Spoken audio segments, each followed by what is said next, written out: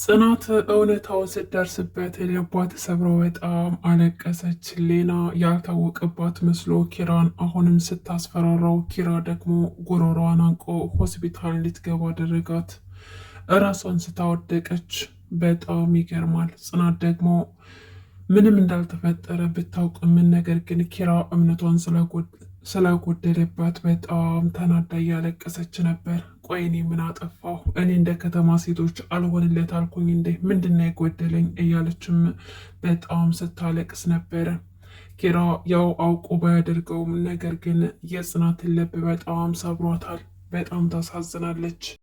ሰላም ሰላም፣ ውድና የተከበራችሁ የቻናል ቤተሰቦች እንዴት ናችሁ? ደህና ናችሁ ወይ? ከኔ ጋር ሁሉም ሰላም ነው። ለዚህ ቻናል አዲስ ከሆናችሁ ሰብስክራይብ በማድረግ ቤተሰቡ ነው። እንግዲህ ዛሬ ጽናት ድራማ ቀጣይ ክፍል 84 ይዤ መጥቻለሁኝ።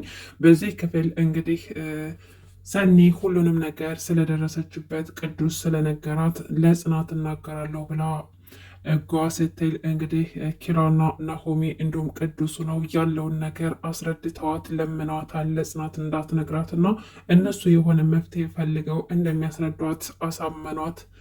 እንግዲህ ሰኒ ለጽናት ብትቆረቆርም የተፈጠረው ነገር ቢያናድዳትም ነገር ግን ከነሱ ፍቃድ ውጭ መውጣት አልቻለችም ነበረ። እሺ ብላ ተስማማች። ነገር ግን የፈጣሪ ነገር ጽናት የዋህነቷን አይቶ ሌና ለጓደኛዋ በስልኳ ስታወራ ያንን ጅል እኮ አብረኛ አድረሃል ብዬ አታለልኩት፣ እሱ ግን ከእኔ ጋር አብሮ ሲያደር ምንም ነገር እንዳልተፈጠረ አያውቅም፣ ሰራውለት። አሁን በቃ እንደ ልቤ ከሱ ቤት የምቀመጥበትና ጊዜን ማራዝምበት ምክንያት አግኝቻለሁኝ። ኪራ ምንም ሊያመጣ አይችልም። እሱ ከኔ ጋር አብሮኝ እንዳደረና የሆነ ነገር እንዳለን ነው የሚያውቀው። እውነታው ግን እንደዛ አይደለም። ምንም ነገር አልተፈጠረም፣ እየተጫወትኩበት ነው እያለች ለጓደኛዋ ስታወራት ጽናት ከጀርባ ሆና ሁሉንም ሰምታ በጣም ልቧ ተሰብሮ አልቅሳ ብቻዋን በርዘግታ ክፍል ውስጥ እያለቀሰች ምን ነው ፈጣሪ፣ ምን ብበድልህ ነው ባፈቀርኩኝ እንደዚህ የሚበደለው? ለስንተኛ ጊዜ ነው የሚሰብረኝ? ለስንተኛ ጊዜ ነው እምነቴን የሚበላው? ፈጣሪ ምን በድይህ ነው? በንጹህ ልቤ ስላፈቀርኩ ነው ወይ? እያለችም ስታለቅስ ኪብሮን መጥቶ ጽናትን አይዞሽ አይዞሽ ብሎ እንዲሁም ደግሞ ምሩን ጠርቷት ከጎኗ እንድታባብላትና ከጎኗ እንድትሆን አድርጎ ነበር። ምሩም ደግሞ ጽናትን ልታረጋጋት ብትሞክርም ነገር ግን የሷ ማስተባበያ እንባዋን ሊያግደው አልቻለም ነበር። ምክንያቱም ጽናት በጣም በኪራ ላይ ተስፋ ቆርጣ እያለቀሰች ነበረ። አታልቅሺ ጽናትዬ፣ ሁሉም ነገር መፍትሄ ይኖረዋል፣ እስኪ ኪራ ይምጣና እንነጋገርበታለን ብትላትም ምሩ እዚህ ቤት ብትቼ እንዳይመጣ ንገሪው፣ አይኑን ማየት አልፈልግም፣ እስኪ አልቅሽ እንኳን የውስጤን ብሶት ይወጣልኝ እንደሆነ ልሞክር እንጂ ይሄ ጥሴማ እኮ እየሳቀ ብዙ ቁስሎችን ሸፍኖልኛል፣ አሁን ግን አልቻልኩም፣ ቢያንስ አልቅሽ ይውጣልኝ እያለችም ስታለቅስ ነበር። በጣም ታሳዝናለች ጽናት። እንግዲህ ሌና ደግሞ እቤት ውስጥ ወደ ውጭ ሄዳ ተዝናንታ መታ እቤት ውስጥ ስገባ ያላሰበችው ነገር ተፈጥሯል። ምክንያቱም እንደ ልማዷ ሁሌም እያስፈራራች እዛ ቤት የምትቀጥል ነበር የመሰላት። ጽናት እያወራችውን በስልክ እንደሰማችባት አላወቀችም። ከዛ ስትመጣ ጽናት እያለቀሰች እና እንዲሁም ደግሞ ምሩም አብራት ነበረች።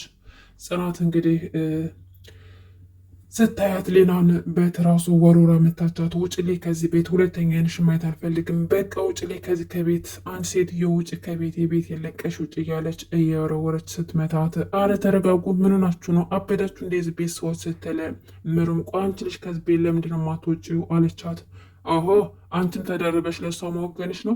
ቆያማችኋ እንዴ እናንተ? እስካሁን እኔ ምን አደረግኳችሁ? እያለች ልትመጻደቅ ብትሞክርም ጽናት ግን ሁሉንም ነገር ስላወቀች አይኗን እንኳን ማየት አትፈልግምና ከዛ ከቤት እንድትወጣ ትጠይቃታለች። እሺ በቃ ይወጣላችኋላ አለችና ወደ ሳሎን ሄዳ ተቀመጠች። ኪራ እንግዲህ መቶ ጽናትን ሊስማ ሲል ጽናት ደግሞ መሳም አልፈለገችም። ፊቷን አዞረችበት። እንዴ እናቴ ምን ሆነሽ ነው? ልስም ስል እኮ ፊትሽን አዞርሽብኝ አላት። ኧረ እባክህ ምንም አልሆንኩም፣ በቃ መሳም ስላልፈለግኩኝ ነው፣ ጉፋኔ ወደ አንተ እንዳይመጣ ብዬ ነው አለችው። ኪራም ደግሞ እና ታዲያ ከአንቺ የመጣ ጉፋን ቢይዘኝ ምን ችግር አለው አላት። አረ ጉፋኑ ቀርቶብህ ከኔ ፍቅር በያዘ እያለ ስታጉረመር ምን አልሽ እናቴ? ምንድን ያልሽው አላት። አረ ምንም አላልኩም፣ አሁን ርቦህ ከሆነ ምግብ ላቅርብልህና ብላ አለችው። ኪራም ደግሞ ውጭ በልቶ እንደመጣና ይልቁንስ አንቺ መብላት ያለብሽ አቅርቢና አንቺን ላብላሽ ይላታል። እሷም ደግሞ ኧረ አሁን በደንብ በላሁም አለችው። ጽናቴ ሁለ ነገሯ ተቃይሮ ነበር። ምክንያቱም እየተፈጠረ ያለው ነገርና ሌና ስታወራ የሰማችው ነገር ልቧን ሰብሯት ስለነበረ ከዛም በኋላ ቆይ ጽናቴ ምን ሆነሽ ነው? የሰማሹ ነገር አለ እንዴ አላት። ኪራ እንግዲህ በጣም ውስጡ እየፈራ ነበር። ሳይቀድሙኝ እቀድማለሁ ብሎ አስቦ ነገር ግን ሳያስበው ተቀድሟል። ምን ሆነሽ ነው? የሰማሹ ነገር አለ እንዴ ብሎ ሲጠይቃት አዎ ሰምቻለሁኝ። ቆይ ለስንተኛ ጊዜ ነው አንተ ልቤን የምሰብረው? ለስንተኛ ጊዜ ነው እምነቴን የምታጣው? ከኔ ቆይ ምናተ ነው እያለች ተቆጣችው። እንዴ ሰማሽ እንዴ ማን የነገረሽ እያለ ነገሩን ሁሉ ያወጣዋል። አሃ ለካንተ ያደረግከው ድርጊት ሳይሆን ያመመ እኔ መስማቴ ነው እንጂ የሰራብኝ ክህደት አልተሰማህም አይደለ አለችውና እያለቀሰች ጫፌ እንዳነካኝ እያለች ትታው ትሄዳለች። ከዛም በኋላ ኪራ እየተፈጠረ ያለው ነገር በጣም ስላናደደው ሌና ጋ ሄድና ቆይ አንቺ ውሻ ምንድን ያደረግሽው? አሁን ከቤቴ ውጭልኝ እያለ ከቤቱ እንድትወጣ ቢጠይቃትም እሷ ግን ልትወጣለት አልቻለችም። አልወጣም። ቆይ አንተ ልጅ አሞሃል እንዴ? ዛሬ ምን ሆነህ ነው? ደግሞ ምን እንዳረክ አትርሳ፣ ሁሉንም ነገር ለጽናት ነው ምነግራት እያለች ልታስፈራራው ትሞክራለች። ኪራም ደግሞ ከዚህ በኋላ እኔ ማስፈራራት አትችይም፣ ደግሞ እኮ በጽናቴ መተሽብኝ እምለቅሽ ይመስልሻል? ጽናቴን አጥቼ እንደማልኖር ከዚህ በፊት አስጠንቅቄ ነግሬሻለሁ። ጽናትን እየነካ ሰው እኔ ራሴ በእጅ አንቄ ነው የምገለው። ጽናቴን የምታሳጨኝ ከሆነ መጀመሪያ አንቺን እገልሻለሁ አለና ጉሮሮዋን እንቅ አደረጋት። ከዛም በኋላ ሌና ራሷ ልታድን ብትሞክርም ኪራ ግን ሊለቃት አልቻለም። አጥብቆ ጉሮሮዋን አንቆ ይዟት ነበረ። ከዛም በኋላ እንግዲህ ሌና ራሷን ስታ ትወድቃለች። ጉሮሮዋን አጥብቆ ስለያዛት ስሜት ውስጥ ስላለች ኪራ በጣም ተናዶ ስለነበረ ምን እያደረገ እንደሆነ እንኳን አልታወቀውም። ጽናት ከጀርባ ትመጣና ምን እየተካሄደ ነው? ምን እያደረጋችሁ ነው? ኪራ ምን እያደረግካ ነው ልጅቱን አለችው። ከዛም በኋላ ኪራም ሌናን ሳያት ራሷን ስታወድቃ ነበረ። ሌና ምንድን ያደረግኩት? ወይኔ ፈጣሪ ሆይ ምንድን ያደረግኩት? ተነሽ ቢላትም ልትነቃለት አልቻለም። ከዛም በኋላ አምቡላንስ ጠርቶ ወደ ሆስፒታል ይወስዷታል። እዛም ከሄደች በኋላ ይችኑም ህይወቷ ቢተርፍላትም ይችን አጋጣሚ አገኘሁ ብላ ለማስፈራራት ትሞክራለች። እከሳችኋለሁ ብላ ኪራን ለመክሰስ ፍላጎት ነበራት። ከዛም በኋላ ኪራን ከከሰሰችውም በኋላ እዛ ቤት እንድትኖር ለማድረግ ነበር። ነገር ግን እንደምንም ብለው እንዳትከሰው ካደረጓትም በኋላ እኔ እናንተ ቤት እምኖር ከሆነና በስነ ስርዓት የምትንከባከቡ ከሆነና ተሽሎኝ በደንብ እስከማገግም ድረስ ከዛ ከቤት ማታስወጡኝ ከሆነ አልከሳችሁም፣ ካለበለዚያ ግን ኪራን እከሷለሁ ብላ ታስፈራራቸዋለች። ጽናትም እንግዲህ ኪራ እንዲታሰርባት ስለማትፈልግ ሌና ባመጣችሁ ሀሳብ ይስማማሉ። ከዛም በኋላ ኪራም ደግሞ እየተፈጠረ ያለው ነገር በጣም አሳስቦታል። በድጋሚ ሌና እዛው ቤት ተመልሳ መታለች። እንግዲህ ሌና ይችን ደካማ ጎን ስላገኘች ሁሌም እያስፈራረቻቸው እዛ ቤት መቀጠል ነው የምትፈልገው። ሶፋ ላይ ተኝ ብለዋት ሶፋ ላይ ማልተኛም ይጎረብጠኛል እኮ ስትል ሰኒ በጣም ተናዳ፣ አረ እና ታዲያ ጠረጴዛውን ወደዛ ልክፈልሽና ሰርሜኩ ላይ ተኛ፣ እሱ ይሻልሻል አለቻት። ሰኒ እሷን ደብድባ ከቤት ማስወጣት ትፈልጋለች። ነገር ግን ሁሉም ተይ ያላት ነበረ። ስራዋን በጣም አናዷታል ሰኒ። ጽናት ደግሞ እንደሱም እንኳን አድርጋ ምንም አላደረገቻትም።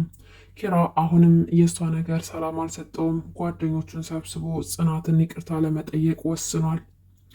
እንግዲህ ኪራ እነ ናሆሜን እንዲሁም ደግሞ ኬብሮምን፣ ሰኒን ሁሉንም ሰብስቦ ጓደኞቼ እምወዳችሁ የምትወዱኝ ዛሬ ጽናትን በጣም ስለበደልኳትና ልቧን ሰብሬ እምነቷን ስላጣሁኝ በእናንተ ፊት ይቅርታ መጠየቅ እፈልጋለሁኝ፣ በእናንተ ፊት ይቅርታ እንድታደርግልኝ እፈልጋለሁ ብሎ ሲል ጽናትም ደግሞ የወደ ኪራ የኔ እናንተ ፍቅር በስብሰባ አይደለም የተጀመረው፣ አሁንም ደግሞ በአጀቡሽ አይበተንም። ስለዚህ ያደረግከውን ነገር መጸጸት ነው እንጂ ለሰው ብለን የምናደርገው ነገር አይሆንም። ስለዚህ ደግሞ በአንተና በሷ መካከል አብራችሁ አደራችሁ እንጂ ምንም እንዳልተፈጠረ አውቃለሁ አለችው። ኪራ የሰማውን ነገር ማመን አቃተው። ለካ በባዶ ነበረ ሌና ስታስፈራራው የነበረው። ምን አንቺ ደግሞ እንዴት አወቅሽ? ምን ነው ክፍል ውስጥ እኔ ነኝ የቆለፍኩባችሁ አልሽሳ አለቻት። ዝም በይ አለቻት ጽናት። ከጓደኞች ጋር ስታዋሪ ሁሉንም ነገር ሰምቻለሁኝ። ኪራ ሰክሮ አብሮ ስላደረ ብቻ እያስፈራራሽው የሆነ ነገር እንደተፈጠረ አድርገሽ እያስፈራራሽው እዚህ ቤት መቀጠል እንደምትፈልጊና ከሱ ጋር ምንም አይነት ነገር እንዳላደረጋችሁ ሁሉንም ነገር አውቃለሁ አለች። ከዛም በኋላ ናሆሜ አንቺ ምንድን ያደረግሽው? የሆነ ነገር አድርገናል ብለሽ ስታስፈራሪ የምንወደው ቅዱስ እንኳን በአንቺ ምክንያት እኮ ነው ከዚህ ቤት የቀረው። ምክንያቱም ባደረገው ነገር ምክንያት አፍሮ ጽናትን እንዴት አድርጋ የሆነ አይታለሁ ብሎ እኮ ነው ከዚህ ቤት የቀረው።